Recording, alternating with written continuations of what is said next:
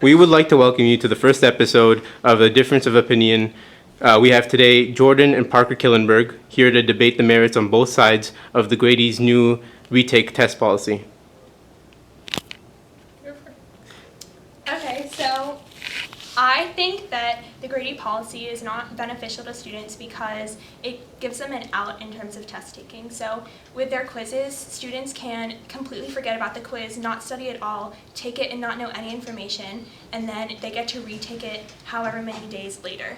And this is not fair to the students that do well the first time, and it's not fair to them because they won't have this opportunity in the future for tests or in their collegiate studies. Well, I would argue that it helps Grady students academically because if students are given a retake opportunity, they're more likely to go back and actually learn the material that they were supposed to learn instead of just moving on if it doesn't benefit them short term. And so by going back and relearning the material for a retake, it'll benefit them long term in their class.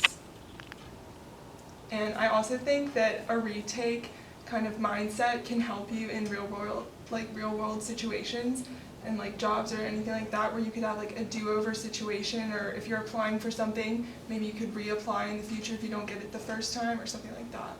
So I'd say in terms of the real world, there are very few real world situations where you're going to have a retake. If you're applying for a job, you can't just go back and say that you want to redo that job interview. You have to be serious up front and the first time. So when you're applying to college, you could apply later, but it's better to be serious the first time and actually prepare for it the first time. And so in terms of the real world, it's actually more beneficial to students to be prepared the first time because that's how the scenarios are going to happen in the real world. I mean, I don't think every time in the real world you just get one opportunity for something. I think that people make mistakes in their job or in their life or however it may be. And so you can't just treat it as a one and done situation for all things.